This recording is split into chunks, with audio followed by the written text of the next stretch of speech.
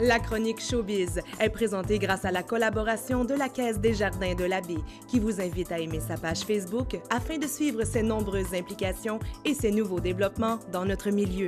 Et de Perron Auto-Ford du boulevard Talbot à Chicoutimi, fier partenaire de vos sorties culturelles.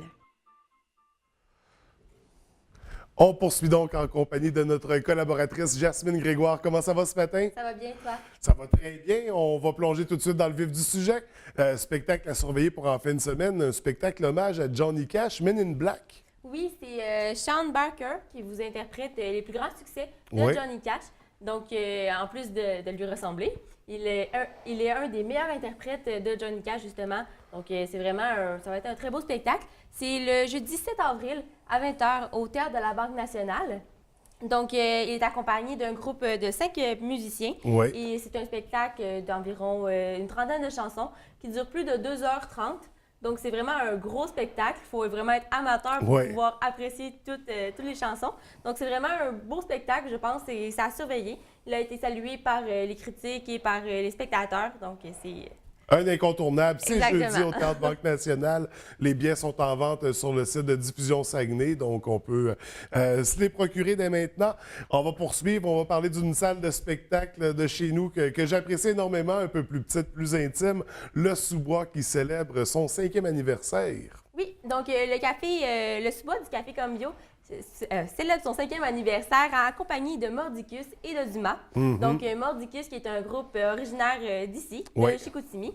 Donc, ce groupe a été formé en 2010, composé de 6 membres et produit de la musique essentiellement du rock francophone.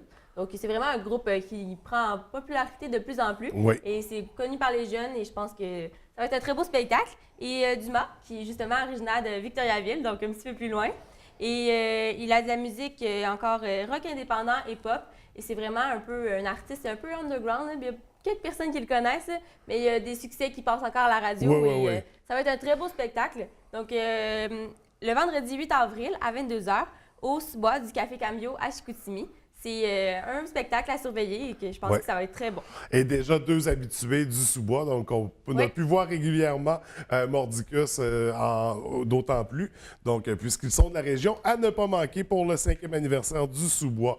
Un autre spectacle, on change de style complètement, on se dirige du côté de Folly and the Hunter. Oui, c'est le samedi 9 avril à 20h au Bistrot Café Summum de la Baie. C'est un groupe originaire de Montréal Oui. qui est composé de 4 musiciens qui produisent la musique indie folk. Donc, c'est un style un peu plus doux. Et ils ont lancé leur premier album en 2011 qui s'intitule Resident, leur deuxième en 2013 qui s'intitule Tragic Care, puis leur dernier album sorti en 2015 qui s'intitule Awake. C'est vraiment un groupe, j'ai écouté leur musique et j'ai apprécié. Je pense que ça va être un très beau spectacle. Et Oui. pour les jeunes, là, je pense que c'est le monde qui apprécie beaucoup cette musique-là.